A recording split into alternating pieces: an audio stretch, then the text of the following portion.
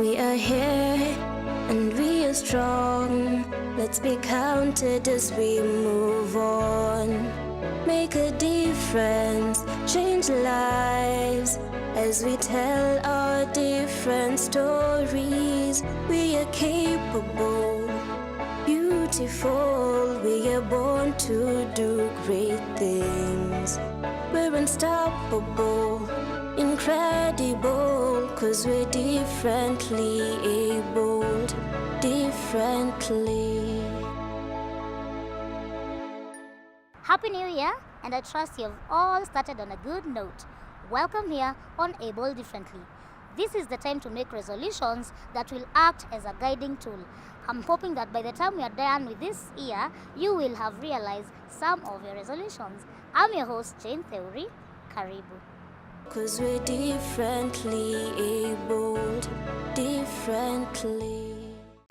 Priscillah was born a regular child, but after 1 year, her leg started swelling, so it had to be amputated. This rendered her physically challenged. However, she has not let her disability define her. Take a look at her story. Priscillah Kerubo was born as a normal child. A year later, she had a swelling on her leg that required urgent attention. Nilisaliwa kama mtoto yoyote akiwa mzuri. Kafika 1 year, mguu ikaanza kufura.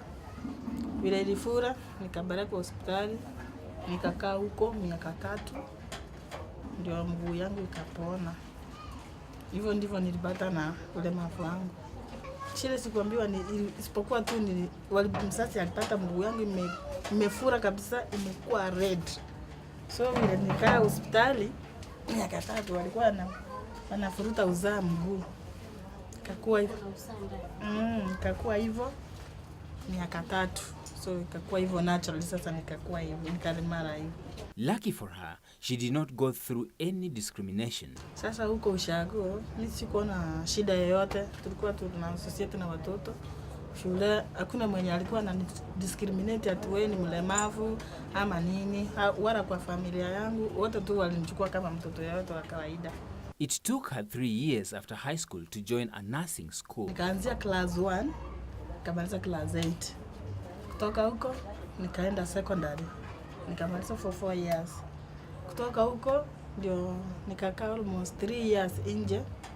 Ndio nikakuja nikachukuliwa school of nursing private.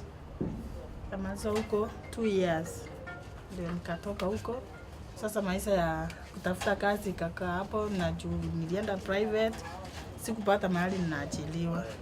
Ilinibidi sasa niende nikaanzia kwa chemist ya mtu. So kulikuwa na wengine huko tukafanya pamoja. Although her dream was to become a doctor, she ended up as a nurse instead. Haikuwa profession yangu ilikuwa nikae daktari. Sikutaka kosi ya walimu. Kuna sistangu ni mwalimu, mwingine na askari. So mimi nikasema wacha nichukue kosi nyingine tofauti kuliko na wengine. Kerubo had been called to a provincial school, but due to lack of school fees, she went to a local school. This repeated itself when she hoped to join Kenya Medical Training College, only to end up at a private institution. Class 8 niliitwa kwenda provincial school, of which sikuenda, nikaenda Suresa home. Hakukuwa na school fees. So from there nikamaliza form 4, nikapata C+. So ingekuwa ni uwezo wangu ningeenda KMTC. Jusi kupata pesa tu, kuwa na pesa vizuri. Ikanibidi niende kwa private. Kuna relative wangu mwenye alinipeleka kaniambia kuja jifunzie hapa. Mimi ukipata pesa utakuja kuenroll uende kwa KMTC. Bahati mbaya yule relative wangu akakuja akakufa. Nikaenda for 2 years. Ikafika hapo, ikafika kikomo. Although she is qualified, her biggest challenge is employment. Kerubo is usually immediately disqualified before the actual interview. Kabla nikuje kuachiliwa kwa chemist ya mtu, kwenda kutafuta kazi kwa kampuni, jinsi wanakuona kutoka tu hivi kwa mlango, hata kama kuna nafasi, wanakuambia saa hii hatuchukui watu. So ikakuwa kazi ngumu kupata kazi kwa kampuni. Juu sasa wakikuona wewe ni mlemavu, wanasema huyu hapana. So nikaona afadhali nienda kwa private nitafute mtu kama hakuna nitapata nafasi hapo. Ndio nikakuja nikapata kwa mtu akona chemist. Akaniuliza kama naweza fanya. Nikamwambia naweza. Vile nilikuja, akuja tukafanya na yeye miezi 2, ahakikisha aone kama ninajua. Kerubo worked in Kisii before moving to Nairobi, where she met the love of her life. Unfortunately, her in-laws were not so welcoming, but life had to go on, and in the second year of her marriage, she became a mother. Nilikuwa nafanya kazi Kisii. Vile nilikuwa nafanya Kisii kwa mwenyewe.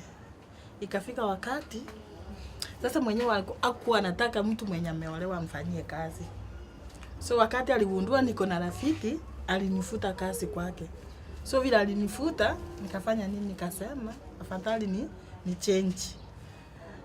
Kulikuwa na rafiki yangu mwenye tulimaliza yeye alimaliza college akakuja Nairobi. Vile alikuja Nairobi, akapata kuna mtu anataka mtu amfanyie kazi.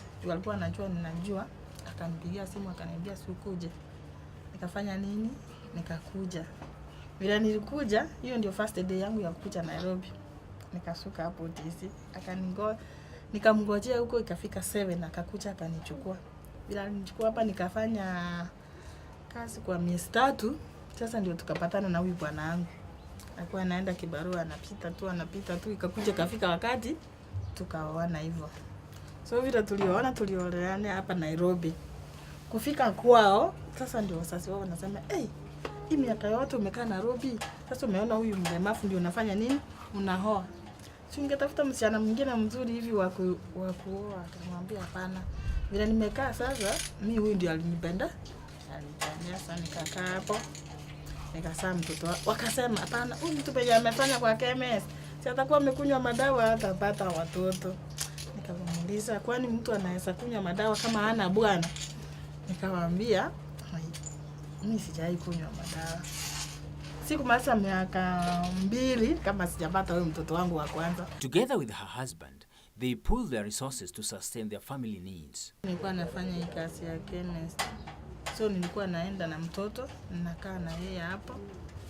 Nikipata hivi pesa yenye nalipwa na yeye akipata, na hizo ilikuwa tu sawa. Hana ubaguzi kwangu. Tuko tu pamoja iko sawa. Mpaka kafika tena nikazaa mtoto wa pili. Pia na yeye nilifanywa operation. Bado sio mtu mwingine anatulelea. Ni sisi tu tunang'ang'ana. Although her mother-in-law had been very hostile, she now has learned to appreciate her more. Na hata waisana option nyingine, juu watoto ndio hao anafanya nini? Anaona tu hata kama anipenda sana kwa ile roho yake. Sasa kitu yenye inamfanya anipende saa hii ni juu ya watoto. She is a proud mother who gladly answers all the questions her curious child asks. Sasa kijana yangu sasa ndio ameanza kuona. Ananiuliza mama, ni nini ilifanyika na mguu yako? Namwambia na mimi nilizaliwa vizuri vile nimekusaa hivyo. So sasa mimi nilifura mguu vile nilifura ndio nikachukuliwa juu. Sasa hapo akiniuliza anakuwa ameingiza kidole hapa. Ananiuliza mama, ni nini ilifanyika hapa? Ni mtu alikuponda na mawe ama ni nini? Namwambia si mawe nilipondwa. Nilifura mguu, nikaenda hospitali, nikatibiwa, nikakaa hivyo. Sasa ikafika hivyo. So ananiambia hivi. Yeye akikuwa mkubwa, anataka kuwa mwanajeshi. Ili aninunulie mguu mzuri, aniwekee, ili tukianza kukimbizana, takuwa na mbio nimshinde. Kerubo concluded with a piece of advice. Sisi tunakuanga na chama ya walemavu hivyo. Tukipata mwenye ameweka mtoto kwa nyumba ati ni mlemavu, tunamkataza. Anafaa kutoa mtoto nje ndio asoeane na wengine. Najua ukimweka kwa nyumba, the moment atakuja kuona utaona watoto. Unaona vile watoto wamesimama hivyo, atakuwa anamwangalia. Sasa atajichukulia yeye si mwanadamu wa kawaida kama wengine. So, anafaa kutolewa nje. Watoto wengine wamzoee vile alivyo. Na yeye ni mlemavu mwenyewe, ajikubali vile hako. Let's take a short break and we'll be right back. 'Cause we're differently abled, differently. 'Cause we're differently abled, differently. Welcome back. Agnes Moraa has gone through a lot of challenges since her childhood, especially after it was apparent that she had polio. However, in her own ways, she was determined to live each day as it came. Take a look at her story. Agnes Moraa Ondigo was born normal, but when she turned 3, she was diagnosed with polio. Mama yangu alikuwa bibi ya pili. Sasa hii bibi ya kwanza ndio ilifanya hiyo maneno. Hospitali wakasema ni polio tu, mama angeweza kuwaelezea vitu kama hizo. Hospitali waliniandikia ni polio. Na niliamani nikiwa na 3 years. Sikuzaliwa hivyo. The treatment process kicked off in time unluckily. Due to the demise of her father, everything went on hold. Nilikuwa nimeanza kutibiwa kwa hospitali inaitwa Nyabondo Mission. Hiyo sasa nikawa admitted. Baba alikuwa atafuta pesa nifanyiwe operation. Kabla sijaenda kufanyiwa operation nilikuwa wameniweka plaster kutoka hapa mpaka huko. Sasa nilikuwa nangojea the day. Kidogo hivi nikasikia papa amefariki. Hiyo story ikaishia hapo. Hiyo juu malipo kakosa. Ndio nikasa nilikuwa nimeanzia kusomea hapo, naenda shule kidogo. Sasa nikarudi home. Ndio nikaanza kutembea tu nikienda shule. As she came to terms with her condition, she encountered challenges from her family who were not willing to share love and care as they were forced by the parents to accept her. Hawakuwa wanataka niwe na uhusiano na wao sana, lakini waliforsiwa na relative wengine. Kama mmoja alikuwa hapa police band, akaforsiwa wewe ukawacha huyu mtoto hivyo, sasa lazima akae na wewe uone umpeleke college yoyote. Kukucha huku Nairobi kwake kuishi na yeye, nikaona mateso, lakini nikavumilia hiyo mateso. Upon coming to Nairobi, she visited APDK, where she was helped to find crutches that enabled her to walk again. Nilikuwa natambaa chini, lakini nikapelekwa mchaluo mwingine akanitibu mpaka nikaanza kutembea na hii fimbo moja. Kutoka fimbo moja sasa nikatembelea hiyo, nikarudi nikatupa hiyo fimbo, nikaanza kusikilia hapa nikitembea, nasikilia hapa nikitembea. Sasa kafika mahali tena kama nimempata huyu msichana wangu, amekuwa mkubwa kidogo kama miaka 10. Nikasikia sasa miguu yote imeregea, yote hii na hii haina nguvu. Kaanza tena kurudi chini kutambaa. Watu wa ABDK wakagundua hiyo siri, ndio wakakuja wakanitembelea, wakaendelea kunitembelea, wakarudi wakanipatia hii machuma. Nikawaambia msinipatie wheelchair, wakasema ati wheelchair, ukipewa wheelchair ndio sasa utalemaa kabisa. Wakanipatia hii scratches. Kaendelea kutumia tu. Moraa is grateful to the church she attends, where she has learned skills that she has put in use and believes it will help change her life. Na mimi nikaenda kwa kanisa yetu, nikapatiana kilio changu huko, ndio walinifundisha kosi hii, wakanifundisha knitting machine, nikafundishwa typing machine, na hata kuna nyingine tulikuwa tunapika makeki mikate. Hivyo nilisoma tu kosi kidogo hapo, lakini yenye inanisaidia naona ni. Kuna wakati nilipata tu capital, nikachukua vitambaa kama 5 hivi nikahanyisa hapo nje ndio watu wapime. Nikaongoja mtu aulize, hata bei sikuwa na mmoja tu ndio nilishonea nguo, na akasema sio mbaya, ni mzuri. Hizi zingine nilikaa nazo mpaka nikaenda nayo nyumbani, hata moja iko hapa. Kwa hivyo niliona ni kama watu wapendi hiyo kazi. Yenyewe hata mimi sikupendelea juu sina mguu wa kusimama nipigie mtu nguo yake pasi. Ndio maana sipendi kusona nguo niweke hapo, nani atanipigia pasi? Kiambia mtu nipigie pasi leta pesa. Sasa nikaona kuna acha niendelee tu na maviraka zangu, na hata capital sio rahisi kupata ya kununua material. Hapo mwanzo nilikuwa na customers wengi, hata nilikuwa nasona hata nikimaliza siku natoka na 100, na zingine natoka na 150. Lakini siku hizi niweka tu hapo nje display, nikae nirudishe ndani. Ni kama siku hizi haifanyi.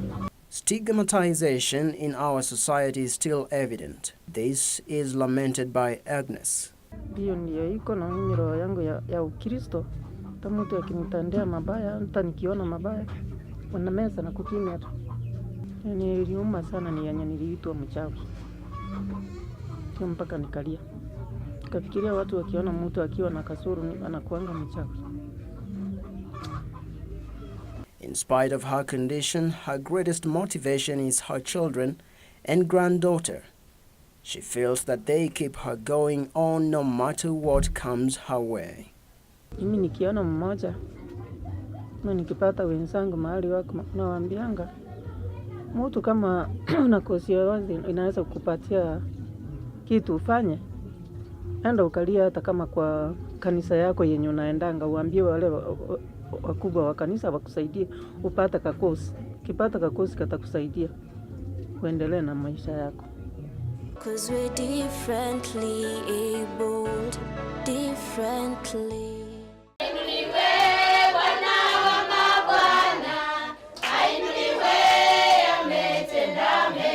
Disability Empowerment Capability and Sustainability DECAS held its annual general meeting at Yumbi.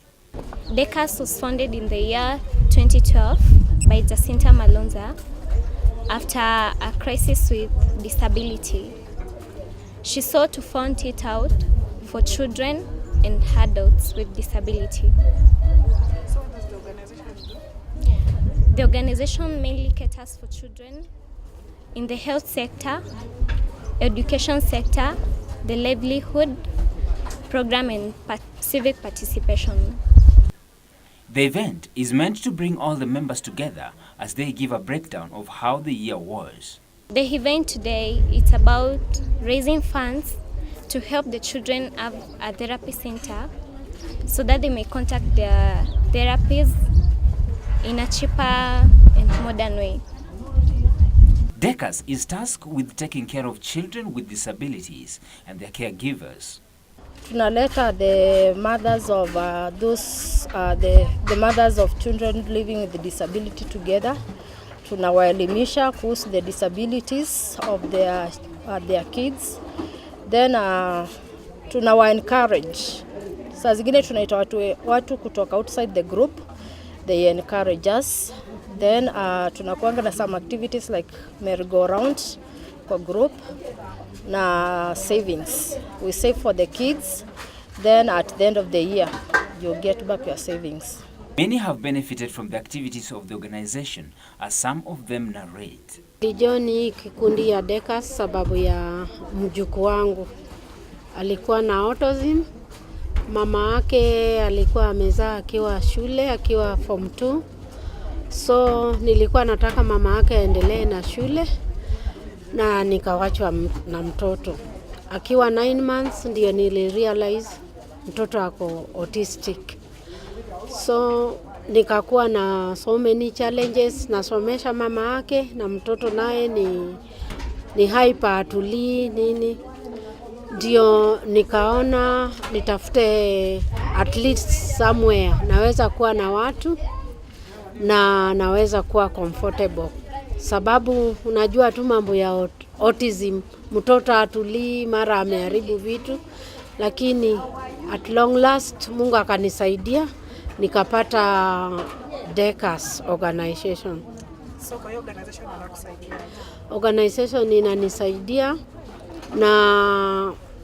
na join other people, tunashirikiana, kila mtu anapeana challenges zake. So tukishikana pamoja I feel comfortable. Naona kumbe hata mimi sijazidiwa sana, niko better. So I get encouraged nikiwa na wenzangu. Secondly, nimesomeshwa mambo mengi like beads. Tuko na nini za kutengeneza beads, mats. Out of that beads natengeneza like rosaries. Then I can sell them na najisaidia. Mtoto ako na disability. I have a son, my firstborn son, mwenye ako 14 years. He is autistic. So niliona sasa kukaa peke yangu unapata uko na challenges mob, unapata yani unasikia ni kama uko lonely, saa zingine ni kama unajihurumia. So nikaona if I join the group at least I feel encouraged. Today we have a come together party, and we also have a fundraising to help us in buying equipment for the office for DECAS. Yeah. However, just like any other organization, DECAS has a number of challenges that they hope can be solved soon. Tuko na challenges sana. Kwanza sisi hatuna funding. Hata sisi wenyewe ndio tunasaidia. Kama mimi ndio nalipa ofisi na kuna mwingine anasaidia kulipa the secretary, na hatuna pesa, ni watu wanatusaidia tu kufanya vitu hapa na pale. Kwanza tuna watu wengi sana wale wanataka usaidizi kutoka kwa DECAS. Wengine mambo ya matibabu, wengine kwenda shule and so on. Lakini hatujapata donors wale wanaweza kutusaidia kwa au mambo. Lakini tunapata kitu kidogo kama chakula. Kuna watu wanatuletea chakula, tuna distribute kwa wale wana shida. So tunawasaidia kidogo kidogo. Lakini shida ile kubwa sana ni hatuna funding. Na tulikuwa tunatafuta kama tunaweza kupata, tuseme kama plot dogo tujenge, alafu tuanze kitu inaweza kutusaidia kupata hela kidogo. Beneficiaries are thankful to the organization for the transformation they had through the leadership of Jacinta, who is the director. Furahia sana kwa hiki kikundi ya DECAS tangu niingie 2015. Imenisaidia sababu mara ya kwanza sikuwa na kadi ya National Disability for people living with disability. Iliweza kunisaidia kupata. Pia ikanihimiza niingie kwa NHIF. Sikuwa naona maana ya NHIF, lakini DECAS ilinisaidia nikaingia kwa NHIF. Pia nikawa na matumaini sababu kwa kikundi yetu ya DECAS, coordinator wetu ule ni Jacinta, huwa analeta watu kutoka vikundi mbalimbali, zinatupea matumaini. Kwa kuwa mara ya kwanza nilikuwa naona kama nimelaaniwa. Juu watu pale nje unasikia watu wanaongea mambo mingi, lakini nikawa na moyo. Nikakuja nikapata kuna wengine watoto wao wako na severe disabilities kuliko wangu. Juu wangu anaweza tembea, anaweza ongea kidogo kidogo. Kwa hivyo nikawa sasa hata sina hiyo kujihurumia sana. Sasa nikaungana na wenzangu na tukaendelea mbele. Pia tumefuzwa hali ya saving.